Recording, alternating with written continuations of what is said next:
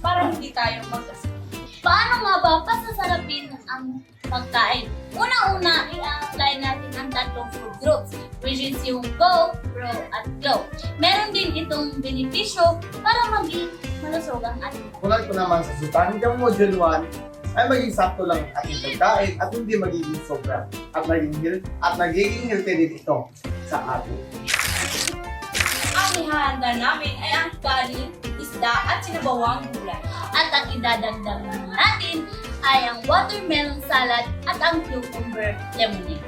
At tayo naman ay pupunta sa gulayan ng ating paaralan upang pumitas ng mga gulay na isasali natin sa ating sinabawang gulay. Kaya ano pang ginagawa natin? Tara! At nandito tayo ngayon sa gulayan ng ating paaralan upang mamitas ng mga gulay na isasali natin sa ating sinabawang gulay. Una, Baguio beans.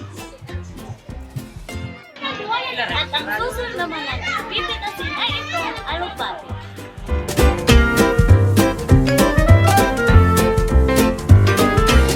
Sunod naman natin pipitasin ay itong sibuyas dahon.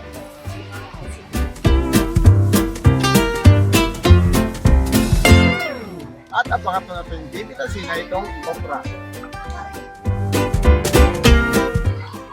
So, ang susunod naman natin pipitasin ay itong siling haba. At ang panghuli naman natin pipitasin ay itong Natin gagawin bago tayo hahawak sa mga pagkain, huhugasan muna natin ang ating kamay upang iwas sa microbe. Ayan, ang susunod natin gagawin ay lalagyan ng seasoning granules ang ating isda.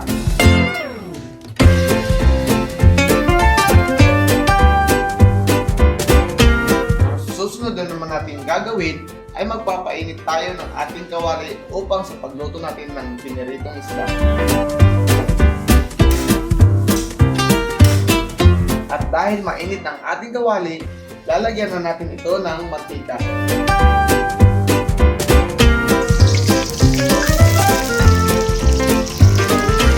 At dahil mainit ang ating mantika, ang susunod na naman natin gagawin ay ilalagay itong ating isda.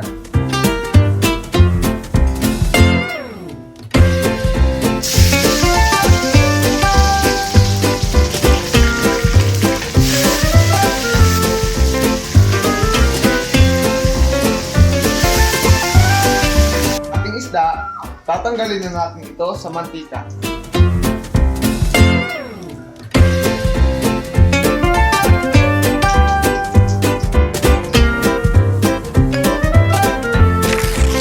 ito na pala yung mga gulay na isasama namin sa sinabawang gulay. At magpainit na tayo ng tubig para sa ating sinabawang gulay.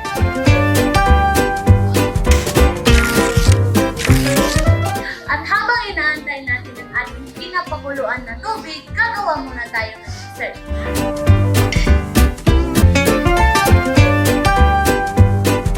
At sa susunod naman ay halu-haluin natin ito at lagyan natin ng Nestle Carnation at Condensed.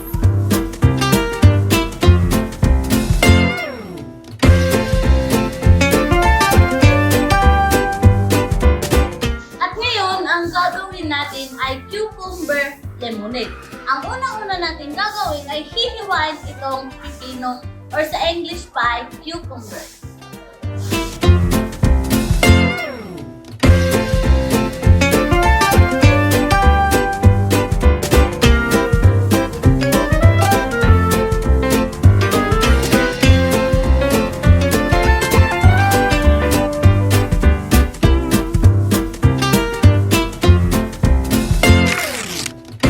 Kumukulo na nga ang ating pinainit na tubig, ilalagay na natin ang mga ricados.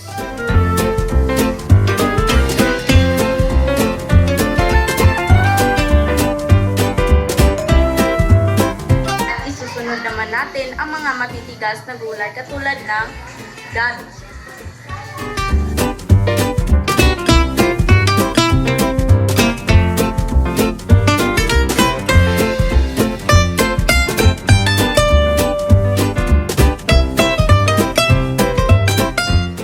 malambot na nga ang ating matitigas na gulay, isusunod naman natin ay ang alugban.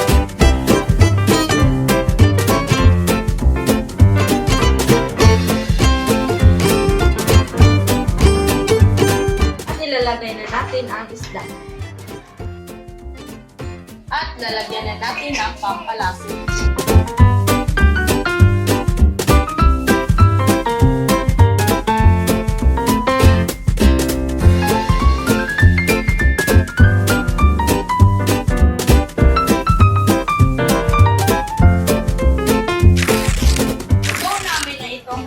Palagi itong pinakain ng mga Pinoy at nakakapagbigay ito ng lakas sa atin. Ang glow naman natin ay itong isda dahil ang isda ay nagbibigay ng protina sa ating katawan. At ang panghuli naman ay itong glow. Ang glow natin ay itong sinabawang gulay at itong dessert natin na tinatawag na watermelon salad at itong cucumber lemonade. Itong tatlo, makapagbigay ito ng vitamins at mineral sa ating katawan.